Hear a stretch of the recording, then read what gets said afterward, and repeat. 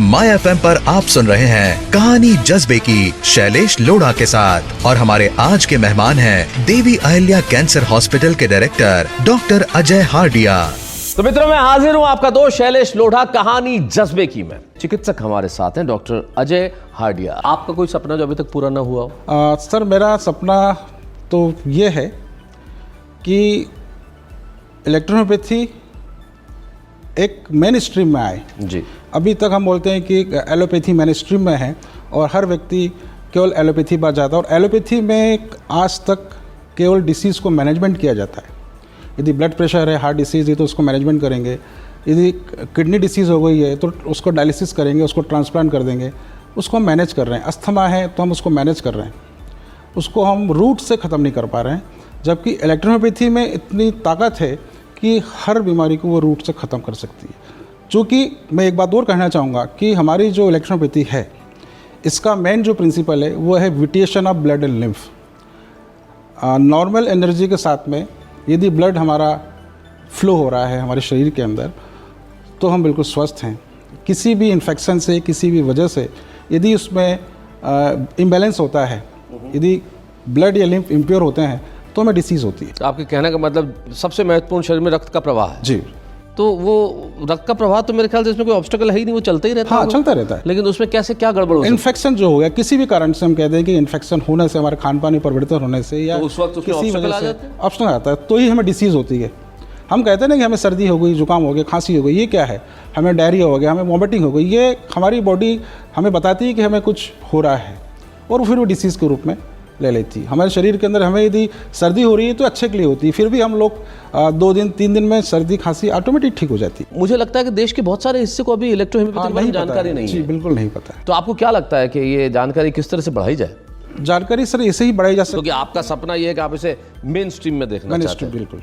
और एक दिन समय आएगा, क्योंकि आज हम जितने भी हमारे हम जो लोग हैं, हम लोग बहुत परेशान हैं। हम देख रहे हैं कि अभी कोविड है, अब कोविड का कोई इलाज नहीं है, परंतु हमने हमारे हॉस्पिटल में और हमसे जुड़े कई लोगों को हमने कोविड के अंदर जो आईसीयू में एडमिट हैं, जिनका 80% 85% तक भी उनका जो लंग्स काम नहीं कर रहा था, और हमने हमारी मेडिसिन से उनको ठीक कर दी अभी पिछले 1 साल के अंदर।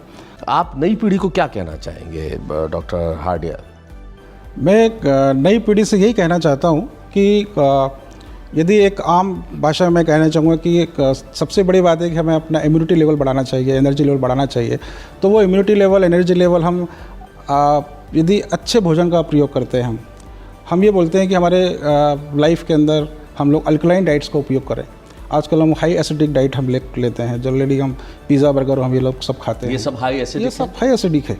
जो ऐसा भोजन है जिसको हम जो लोग डब्बा पैक भोजन बोलते हैं, जी, जो पैकेज्ड फूड, हाँ, जो 2-2 महीने सब होता है और हम उसको खाते हैं, ये सब नुकसान करता है। हम यदि रोज़ फ्रूट्स का, वेजिटेबल्स का और इसका हम यदि इस्तेमाल करें, हम लोग बोलते हैं कि हमें रिफाइन ऑयल खाना चाहिए, तो रिफाइन ऑयल हमें और नुकसान करता है, शुगर नुकसान करती है। Refine oil, double refined oil जो ऑयल होता है, वो ये कहेंगे कि उसका जो प्रोसेसिंग होता है वो हाई टेम्परेचर पे होता है और केमिकल के थ्रू होता है, तो हमें और नुकसान करता है। तो रॉ करना चाहिए आपके हिसाब से? रॉ करना चाहिए और कम तेल का, कम मसालों का हमें उपयोग करना चाहिए। चलिए, ये तो एक चिकित्सक ने सलाह दी। एज एक सफल व्यक्ति की तरह, एक सफल पिता की तरह, एक सफल पुत्र की तरह आप नई पीढ़ी को क्या सलाह देना चाहेंगे? मैं यही कहना चाहता हूँ कि हर व्यक्ति को एम्बिशियस तो होना ही चाहिए और अपने मुकाम पर पहुंचने के लिए यदि वो चाहते हैं तो हमें बहुत कुछ करने की आवश्यकता होती है और उसके लिए हमें बहुत सारी चीज़ों की छोड़ने की आवश्यकता होती है। कुछ चीज़ें हमें जो बहुत पसंद होती है वो हमें सफल होने के लिए हमें उसको भी छोड़ना पड़ता है और हम अच्छी मेहनत करें, अच्छे प्रयास करें तो निश्चित ही हम अपने मुकाम तक पहुंच सकते हैं। क्या बात है! डॉक्टर अजय हार्डिया से बात करके हमें बहुत ही आनंद आया, बहुत अच्छा लगा और हमने इनसे वृहद रूप से इनके जीवन को देखा, जो कि बहुत ही प्रभावशाली है। और इलेक्ट्रोहोम्योपैथी में काम करके जो आज तक डॉक्टर हार्डिया ने काम किया है, और एक पिता की तरह उनके 3 बच्चे भी मेडिसिन फील्ड के अंदर आगे बढ़ रहे हैं। एक डेंटल सर्जरी में है, एक MD कर रहे हैं और एक MBBS कर रहे हैं। तो कुल मिला के इन्होंने ये फैसला किया है कि पूरा हार्डिया परिवार समाज की सेवा करेगा। ये करना, ये कहना और इस पे कायम रहना आसान नहीं होता। ऐसी बहुत सारी कहानियों से हम सीखते हैं। डॉक्टर हार्डिया से भी हमने आज बहुत कुछ सीखा। ऐसे ही सीखते रहेंगे। कहानी जज्बे की में। बहुत बहुत धन्यवाद डॉक्टर साहब, थैंक यू। सुनते रहिए कहानी जज्बे की शैलेश लोढ़ा के साथ, सिर्फ 94.3 माय FM पर। चलो आज कुछ अच्छा सुनते हैं।